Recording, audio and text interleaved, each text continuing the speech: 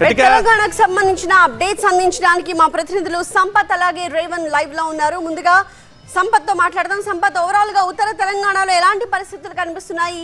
అక్కడ వర్షాల తీవ్రత ఎలా కనిపిస్తోంది? అధికారులు ఎటువంటి హెచ్చరికలు జారీ చేస్తున్నారు?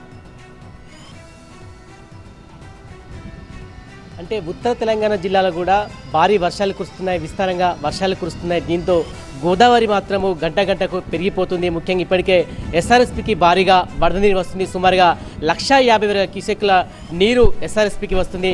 అదేవిధంగా కడెం ప్రాజెక్టు సంబంధించిన ఇప్పటికే 14 గేట్లను ఓపెన్ చేసి సుమారుగా 150,000 క్యూసెక్ల నీటిని కూడా దిగువకు విడుదల చేశారు. అదేవిధంగా ఎల్లంపల్లి ప్రాజెక్టు మాత్రం ఇంకా భారీగా వరద నీరు వస్తుంది. ఇన్ఫ్లో సుమారుగా 150,000 వరకు ఉంది. ఇక్కడ 25 గేట్లను ఓపెన్ చేసి 130,000 క్యూసెక్ల నీటిని దిగువకు విడుదల చేస్తారు. అదేవిధంగా సుందిల్ల బ్యారేజీ, అన్నారం బ్యారేజీ, ఇక కాళేశ్వరం మాత్రం అక్కడ ఒక ఉగ్రరూపంగా కనబడుతుంది. సుమారుగా గోదావరి 11 మీటర్లకు కూడా ప్రవహిస్తుంది. ఇటు ప్రాణహిత గోదావరి ప్రవహిస్తున్న నేపథ్యంలో కాళేశ్వరం ప్రాజెక్టు నుంచి 75 గేట్లను ఓపెన్ చేసి 175,000 క్యూసెక్ల నీటిని దిగువకు విడుదల చేస్తారు. మొత్తం ఉత్తర తెలంగాణ జిల్లాలో ఉన్న అన్ని ప్రాజెక్టుల గేట్లను ఓపెన్ చేసి సుమారుగా 10 లక్షల క్యూసెక్ల నీటిని సముద్రంలోకి వదిలిపెడుతున్నారు. దీంతో గోదావరి పరివాహక ప్రాంత ప్రజలను అప్రమత్తము చేస్తున్నారు. ఎందుకంటే ఉత్తర తెలంగాణ జిల్లాలో మరొక 2 రోజుల పాటు కూడా భారీ వర్షాలున్న నేపథ్యంలో ఇటు ధర్మపురి, మంతని ఎక్కడైతే ఈ పరిసర ప్రాంతాల్లో ఎక్కడ అప్రమత్తము చేస్తున్నారు. ఎందుకంటే గోదావరి ఉధృతి పెరిగే అవకాశం కనబడుతుంది. స్థానికంగా భారీ వర్షాలు కురుస్తున్నాయి.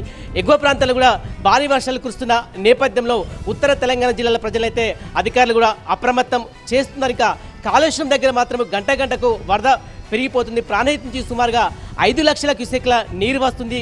గోదావరి ఉధృతి నిన్నటితో పోల్చి ఈరోజు పెరిగిపోయింది. అదేవిధంగా ధర్మపురి వద్ద కూడా గోదావరి ఉధృతంగా ప్రవహిస్తుంది. మొత్తానికి గోదావరి పరివాహక ప్రాంత ప్రజల్ని అప్రమత్తం చేస్తున్నారు. ఇటు ఎస్ఆర్ఎస్పి కావచ్చు, కడెం ప్రాజెక్టు కావచ్చు, ఎల్లంపల్లి ప్రాజెక్టు కావచ్చు, దాదాపున కాళేశ్వరం సంబంధించిన అనుబంధ బ్యారేజీలు అన్నారము, సిందిల్లా, దాదాపు అన్ని బ్యారేజీలు కూడా పెద్ద ఎత్తున ఓపెన్ చేసి ప్రతి ప్రాజెక్టు సంబంధించిన గేట్లను ఓపెన్ చేసి దిగువకైతే నీటిని విడుదల చేస్తున్నారు. మొత్తానికి మరొక 2 రోజుల పాటు కూడా ఉత్తర తెలంగాణ జిల్లాలో భారీ వర్షాలున్న నేపథ్యంలో ప్రజలను మరింత అప్రమత్తం చేస్తున్నారు అధికారులు.